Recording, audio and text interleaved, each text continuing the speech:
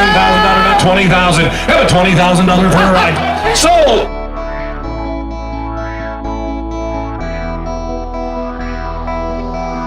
Your guys' name is a household name anywhere I go in the United States.